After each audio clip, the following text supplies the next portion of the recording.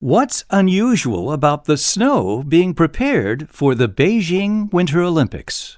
Can you name the 7 seas of the world? Answers to those and other questions coming up in this half hour of The Off-Ramp with Bob And Marsha Smith.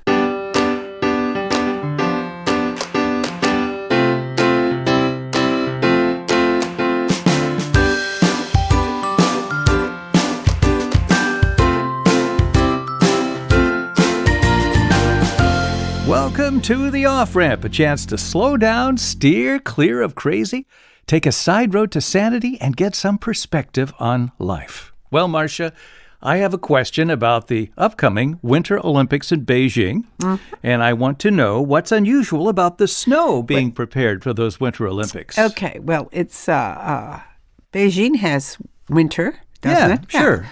But are they low on snow, so they're bringing it in from the Alps or something? Well, you got it. Every flake of that snow is going to be artificial. Really? Yeah. Now, alpine skiing at the Beijing Winter Olympics will take place in the Yanqing district, which it's very, very cold. But the rest of the story is, while it's cold in Yanqing, it snows very little there. So every flake in the 2022 Winter Olympics, every snowflake will be man-made. In other words, artificial snow. Why did they bother to have it there? Don't know, Marsh. That's a very good question, isn't it? I remember when they had it in Sun Valley. Not a problem with snow. It snows every day. All right. Okay. All right, Bob. You've heard of the 7 seas of the world? Yes, I have. Well, tell me what they are. Oh, dear. Let me see. Atlantic, Pacific, Mediterranean. I think the Arctic Ocean is considered one. You got the Caspian Sea. You got the Black Sea. And you got the Dead Sea, but that's a lake, so I don't think I've got them all. No, you don't. Okay, what are they? Okay, the 7 are the North Atlantic Ocean, the South Atlantic Ocean. Oh, really? So we divided the oceans up. North Pacific, South Pacific. Okay. Indian, Arctic, and the Antarctic Oceans. I'll be darned. Yeah, so those are the 7. Well, what about the Caspian, the Black, and the other seas? Well, that's a good question. I don't know. Apparently those aren't considered parts of the 7 I don't know. No, seas. I wouldn't have gotten that either, Bob. Okay. Well, going back to snow, Marsha, and the cold weather, okay? Okay. I have a question that is related to some of the questions I've asked in the past about the coldest places and so forth. Yeah. This is, what are the 10 coldest cities in the United States? In the United States. 10 coldest cities in the United States. You lived in one of them. I did? Yeah. 6 of the 10 coldest cities in the United States, this is a hint, 6 are in the Dakotas. No kidding. Yeah, isn't that amazing? Yeah, well, you're not going to ask me to name 10. 10? No, just 10?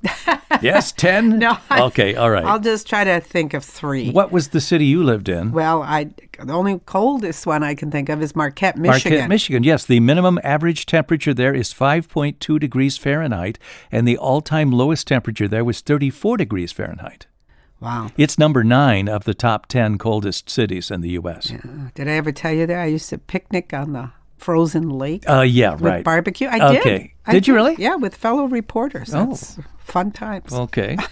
All right, so I'm going to ask you, what is the coldest city, and then I'll tell you the others here. Okay, I'll just, I would think that something like Duluth or Buffalo.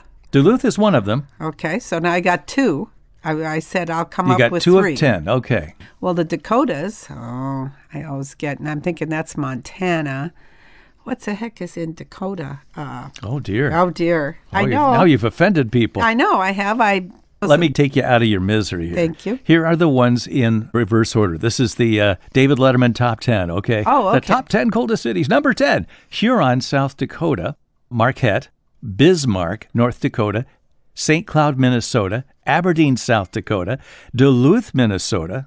And Fargo, North Dakota. That's up to 4. Okay. And the top 3 are... Number 3, Williston, North Dakota. Grand Forks, North Dakota. And number 1 is Fairbanks, Alaska. Yeah. I was thinking of Anchorage, but Fairbanks is colder. Here's how cold it is. 226 days below freezing. 226. In Fairbanks? Yes. Holy camole. It's the coldest city in the United States. 226 days below freezing and a minimum average temperature of minus 13. That's the minimum. And the lowest recorded temperature was 66 below zero on January 14th, 1934. I wonder how many people live there. I have to look that up later. I think I've got everything but that information. Yeah, that's right. It's funny. None of those are huge cities when you think about it. They're all pretty small. And that's the reason why. That's part of the reason. So those are the top 10 coldest cities in the United States. That comes from Travel Trivia. I should have jumped on that site. Okay, speaking of temperature, this is a perfect segue, Bob.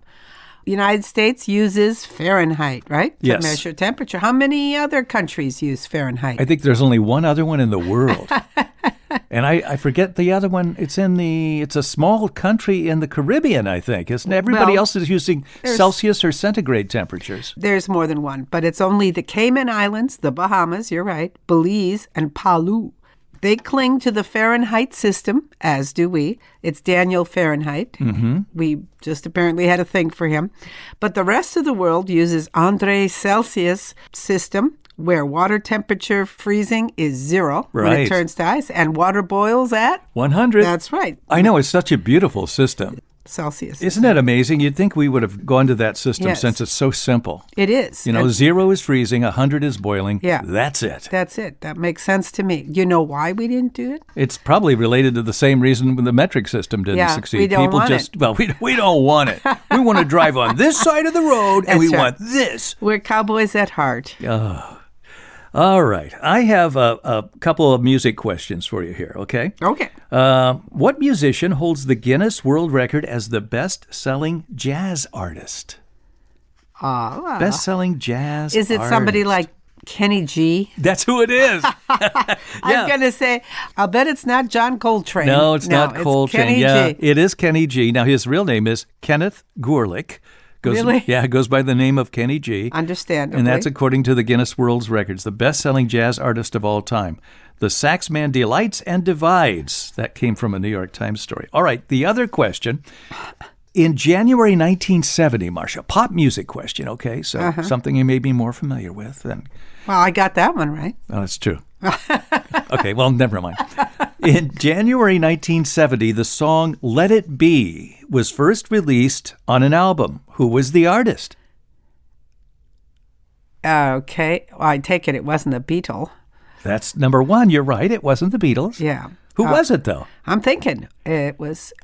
Did you say became a number one record? I didn't say that. I said the song Let It Be was first released on an album in January 1970, and who was the artist? I'll just say, was it a woman? Yes.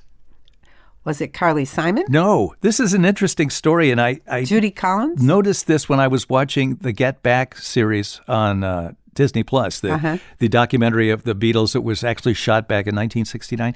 It was Aretha Franklin. Really? Yeah, and they're just talking about it at the time, and then I found an article on it. So you can't call her version of that song a cover version because it preceded. That's right. Preceded the Beatles single, so she had the original version. Now, how did that happen? How? Well, in that documentary, after one of the band's run-throughs of the song, George Harrison suggests the group should give that to Aretha Franklin to record, and Paul McCartney agrees. He says, we should record it and give it to her. It would be great for Aretha Franklin, that number. Well, you have to remember Lennon and McCartney began their careers wanting to be the Rodgers and Hammerstein of their generation. They wanted to write songs that other people would sing. Really? Yeah, that makes sense. And then Paul McCartney recently said what he always used to like to do was think, who would I really like to record this and get an early version to people I'd love to record it. So I sent Let It Be to Aretha Franklin. And 13 months went by after they recorded their version. In the meantime, the Queen of Soul recorded her gospel version, and it preceded the Beatles version by 7 weeks. On her album, This Girl's in Love with You in January 1970. I didn't know that. No. I knew that other people covered their songs once in a while, but I had no idea they actively would send them, here's a demo, we'd love to have you record this. Yeah, okay. And they did that to Aretha Franklin. Just turned out that she released hers before they released theirs. All right, Bob. Did you know that the famous 1948 film Easter Parade, which most human beings have seen, I think, starring Judy Garland and Fred Astaire. Yeah. Fred was not originally cast for that movie at all. I didn't know that. No, he was not the first choice. Who was? Was it Bing Crosby? No. Was it Gene Kelly? Correct. Okay. Yeah, I was going to say, first you go for the big, and obviously Gene can dance. And he broke his ankle. Oh, my goodness. So they had to scratch him from the movie. So he was intended to be in that film. He was supposed to be the star, and he would have been a lot cuter in it. Fred never pulled off the romantic lead in that, to my satisfaction. I know. You just don't like Fred Astaire. Well, he's homely as hell. There we go again. It always comes up. All right. Marsha, money. Here's a question. How much did COVID help household savings? Well, God, how would I know that? Well, I've got the answer, Marsh. Thanks in part to those pandemic-era stimulus funds. American households had approximately $2.5 trillion in excess savings at the end of 2021. Oh, I believe that. Okay, I have a question for you about a politician who recently stepped down from her role as German Chancellor, Angela Merkel. What 4 distinctions does she hold as a leader? Do you know what she was before she became a politician? A nurse. She was a scientist. No kidding. Yeah. She received a doctorate in quantum chemistry and worked as a research scientist until 1989. Okay, what are the 4 distinctions? During her tenure as... You didn't let me answer. Oh, I thought you didn't know. I don't. Okay. Oh, come on. I don't know. She was the first German chancellor born after World War II. Really? All right. The first to hail from what was once East Germany during the Cold War. Oh, okay. And the first woman to hold the office, period. The first female chancellor of Germany. So those were the 3 distinctions. The 4th was she was a scientist. Oh, okay. First leader to be a scientist. Well, that's very interesting. Well, you got anything else there right now? I do. I have a new segment, Bob. Okay. A new segment coming up, which is? It's called Who Am I? Who am I? So a question, I have to guess who it is. Yeah. We'll get to that in just a moment. Okay. You're listening to The Off-Ramp with Bob And Marsha Smith. You're listening to The Off-Ramp with Who Am I? That's the new segment with Bob and Marsha Smith. Yeah, it's not going to be a regular, I don't think, but I find it interesting. Okay, so you've got a question. You're going to describe somebody, and I have to figure out who it is. You have to say, who is this person? This sounds like a good board game. It does, doesn't Why don't you build that, and then we can sell it, Marsh? Get some good retirement money going There we go, yeah. Okay. This person was the first artist ever to send a cartoon by radio. Cartoon by radio? I thought maybe you'd know the answer to that. How does that work? Oh, maybe it's a facsimile. Faxing was using radio technology. Okay, so it could be done? Yeah. The first ever to send a cartoon by radio. The first to send a drawing by telephone from Chicago to New York. He broadcast the first radio program from mid-ocean to a nationwide network. And he was the first to broadcast to every nation of the world simultaneously, assisted by the corps of linguists who translated his message into various tongues. Good Lord. And he was the first to broadcast from Australia to the United States in 1932. And lastly, the first to broadcast from Buenos Aires to New York in 1933. Pedro Rodriguez. I don't know. My goodness, listen to that list of things. Well, you know who this is. He did a whole host of firsts, including his broadcast. Was it Rudy Valley? No. Is it somebody from that era? Let me tell you, he was a cartoonist. He was a cartoonist? Uh-huh. Okay, so was it the man who used to draw the... He drew the Gertie the dinosaur. What was his name? And he traveled around the country lecturing with this motion picture of this dinosaur cartoon and talking to him. And no. So he worked for a New York newspaper, and he was the cartoonist. Okay. The sports cartoonist, specifically. Oh, really? Yeah.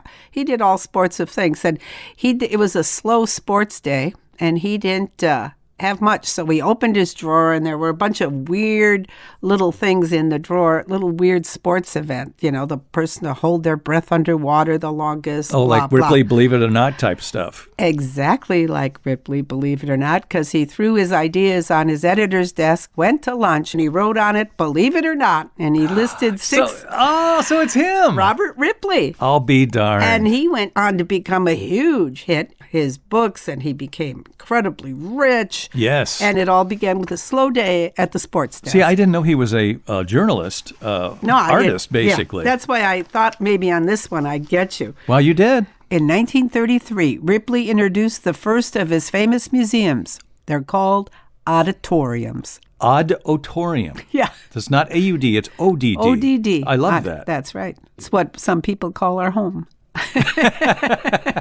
Well, that's true. His cartoons are still in print, and it holds the title of the world's longest-running syndicated cartoon and can be found daily on Ripley's.com. So they started when? 1929.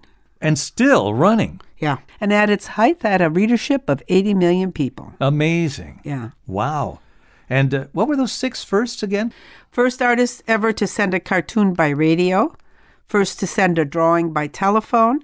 Broadcast the first radio program from mid-ocean to nationwide network. Wow. First to broadcast from Australia to the United States, and the first to broadcast from Buenos Aires to New York in 1933. Wow, he was quite a pioneer in broadcasting as well. I didn't know that. Yeah, he would come up with these oddities and then illustrate them. That's what he was, a cartoonist. Now it all makes sense, because I always liked the way those always little panels with the picture and then handwritten what the fact was or the interesting thing. I didn't think I realized that was him doing I didn't all know the that cartoons. either. I had no idea he did that. That makes it so personal to know that he did that himself. At the time of his death, in 1949, he had in his employ 66 people, including linguists, research experts, and 12 secretaries to handle mail and authenticate his amazing facts. Wow. He lived alone, the 29 rooms of his home, on his private island estate on Long Island Sound, New York. And the 20 rooms of his New York studio were filled with some of the most unique objects of the world.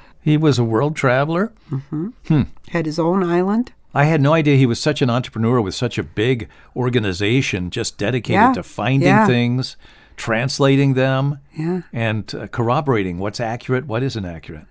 Okay. Well, that's good. It gives a lot more validity to a lot of those claims then. Well, Marsha, I have 2 stories that are Good Samaritan kind of stories that have been in the news recently. And, you know, we hear so much bad news these days, and there's so much political division. You think people don't care for each other. But these are 2 stories about people who do. Okay. So it's kind of fun here. 2 days after Christmas, Michael Gartner summoned the employees of the Iowa Cubs, it's a minor league baseball team, to a staff meeting in Des Moines because they had just sold the team and he wanted to give all the employees business cards.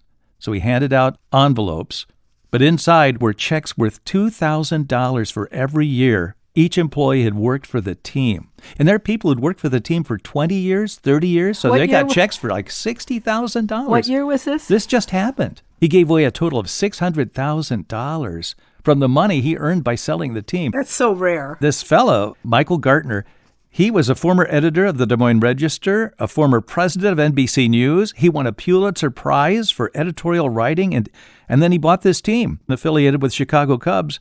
And everybody says he was always a great boss. They had 401ks and everything else for years. And here he calls this meeting because he'd sold the team, and they said there were people with tears streaming down their cheeks. Well, it's a rare thing to do and the right thing to do that they made him rich. That's excellent. Good news. Here's a hockey story. A lady named Nadia Popovici, she was attending a game of the Seattle Kraken playing the Vancouver Canucks. She sat behind a plexiglass where the visiting team was in front of her, and she kept shifting her eyes from the hockey game to the back of Brian Hamilton's neck. Brian Hamilton was an assistant equipment manager with him, and he had a mole on the back of his neck. She could tell it was possibly cancerous. And she said she just couldn't help herself. And she told her parents, she was with them, she goes, I've got to tell him. So what she did was she typed a message on her phone and waited for the game to end, and then she waved him over several times, and she put her phone up against the plexiglass, and the message was, the mole on the back of your neck is possibly cancerous. Please see a doctor. And then he asked his partner that night, do you see something back there? His partner said, yeah, I do. So then he went to the team doctor, and he says, could this be dangerous? And he goes, yes, it could. And after he had it removed, he waited for the biopsy that came back. The doctor told him, if I had ignored this for 4 or 5 years, you wouldn't be here. I'll be darned. So she saved his life. Well, then that began, we got to find this woman and thank her. The team and he did this. He sent messages out on Twitter. The team had a press conference. They're looking for this woman. Does anybody know who it is? And one morning, she woke up with texts from her mom saying, you've got to call these people.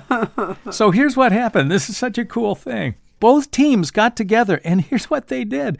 At the next game, both teams presented her with a combined $10,000 scholarship to make sure she gets through medical school. Oh, that is so awesome. Isn't that great?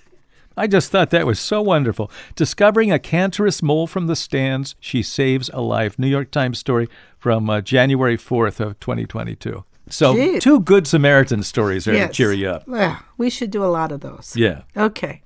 This is from my brand new big Christmas book. Oh, the Guinness Book of World Records? Okay. How tall is the world's largest sandcastle? Is this something that still exists? Yeah, I'm sure it's gone now. It was a 2019. They built it for a sandcastle festival in Germany. Wow. And it took, maybe this will help you, 12,125 tons of sand. Oh, my goodness. And they just mixed it only with water. So it's just a legitimate, plain sandcastle. I don't know. 10 feet tall would be huge, but probably more than that. 20 feet tall? Probably. How tall? 58 feet tall. Wow. And over 85 feet around. It took 3.5 weeks for an international team of 12 sculptors and 8 technicians to create this glorious-looking structure. It's beautiful. It's got these turrets and all this stuff. Oh, my goodness. It's just sand and water, and it's just splendid looking. Isn't that nice when people come together to do things like Well, that? if only the world could operate this. 12, international team from people all around the world. That sounds great. Yeah, just build a sandcastle together. I That's- think there's a metaphor there for international relations about it, I think so, getting too. washed away by the water. But that's another thing. Okay, here's a fun fact and question, Bob. How did ancient Romans punish men found guilty of rape? This is a fun fact? Oh, dear. I hesitate to think is this fun in a kind of a sadistic sense? Yes. Oh, okay. It's called irony, Bob. Okay, well, I'm not going to even touch it, so you tell me the answer. Yeah, they had their testicles crushed between 2 stones. Oh, dear. So that's a good thwarting method. Oh, gosh, Marsh. I hope we're not ending on that. No. Speaking of sex, Bob. Okay. I did don't know if it's the same thing. Rape and sex are 2 different things. That's for sure, and so is this. Okay. You're familiar with, I think it's called the Ramses condom? Ramses, yeah. You've heard of that? That's a brand, yeah. It's a brand. Well, what makes that a dubious name for this product? What makes that a dubious name? Yeah, for a condom. Because Ramses was a ruler of ancient Egypt? He was. Yeah. A pharaoh, the great pharaoh Ramses II.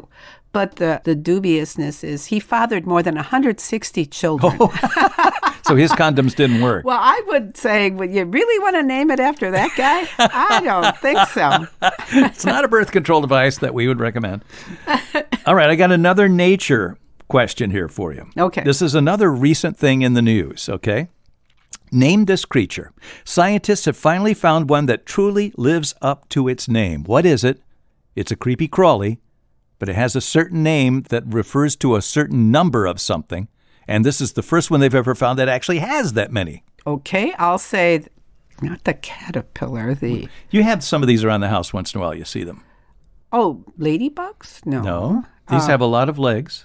Centipedes. Centipedes are millipedes. Yeah. The millipedes, the name means thousand-footed. But until 2021, none had ever been found. And in September, a species was found 200 feet underground in West Australia. It does have 1,000 feet. You're kidding. And this is amazing.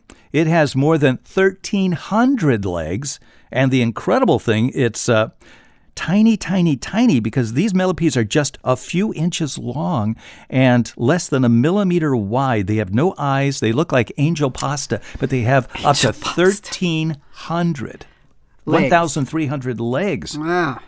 Now, Jeez. they found this in an underground borehole that mining companies dig to search for precious minerals. And it was found by a Dr. Bruno Bozzato of a company that was hired by the mining firms to study the wildlife that the mining might affect. So how do they know it has 1,300 legs? Because they counted them under a microscope, painstaking process. 1,306 legs on this thing. Can you imagine your job when you come into work that day? Count the legs on this. No kidding. But they say it's probably not the last word on it because some species of millipedes are known to grow additional legs. Oh, my God. In their lifetime. Well, good to know. So that's a millipede that lives up to its name, finally found. All right. I'm going to ask you a couple short questions here. All right. Do you know there are actually miles of arteries, veins, and blood capillaries in your human body? Yes. Okay. How many? I don't know. Just take a guess. Okay, I'd say 50 miles. 50 miles. That's a lot. Okay. But it's 62,000. Oh, my God. 62,000 miles in your body? Yeah. That's amazing. Arteries, veins, and blood capillaries. That is hard for me to fathom. Where did you find that? In the Ultimate Book of Useless Information, page 72. Okay. What else you need? 62,000 miles. That's a road trip in your body, isn't it? Is. Holy and cow. Here's something that's good for you to know, Bob. Most of that's what your blood goes through then. Yeah. What is it again? Veins? Arteries, veins, and blood capillaries. So it's all blood. Wow. That's amazing. Okay. All right. Here's a quickie. Yeah. This is good for you specifically to know. Oh, okay. In what kind of weather condition are you most likely to be stung by a bee? I would assume it's summer, but it's not. No, it's a weather condition, not a season. Oh, an event. Yeah. It's like a storm or something. Yeah, but it's not. Okay, what is it, Marsha? It's just windy weather. More so than any other weather condition, you are most likely to get bit by a bee in windy weather. Stung by a bee. To be stung by a bee. They don't bite you. They drill into you. Like that one did to me back in whenever that was. That's right. When and Ben saved my life. And you're our son. Our son waved the ambulance over to our house to save my life. Yes, that's a great story of the family. How old was he? It was Ben's birthday. I remember he was 9 that. years old, and I was laying there on the floor, and I heard the sirens coming, and I said, Ben, those people are coming to help Daddy. So could you, when they get here, you have to let them know which house in the cul-de-sac we are in. So, and then you came back and you saw all those ambulances and had a heart attack. Then they took me away. No. Anyway, yeah. So, I have a history of bee stings, and that's why Marsha referred to that. Okay. You got another one? That's it. That's it. I'm done. You ready for my quote? Yes. This is a quote from artist Chuck Close. Okay. He said, "Inspiration is for amateurs. The rest of us just show up and get to work." That's really what it all comes down to in many ways. You can only sit around waiting for inspiration so long before you got to, produce. You just got to start writing if you're a writer. You just got to start painting or doing artwork if you're an artist. Yeah, whatever it is. You can't wait for inspiration all the time. All right, that's great. And that's it for this week. We hope you've enjoyed hearing all of these quite interesting stories I think we had this time. It's pretty good. And some good Samaritan stories, too. Those were nice. Yes, I like those. I'm Bob Smith. I'm Marsha Smith. Join us next time when we return for more trivia here on The Off-Ramp.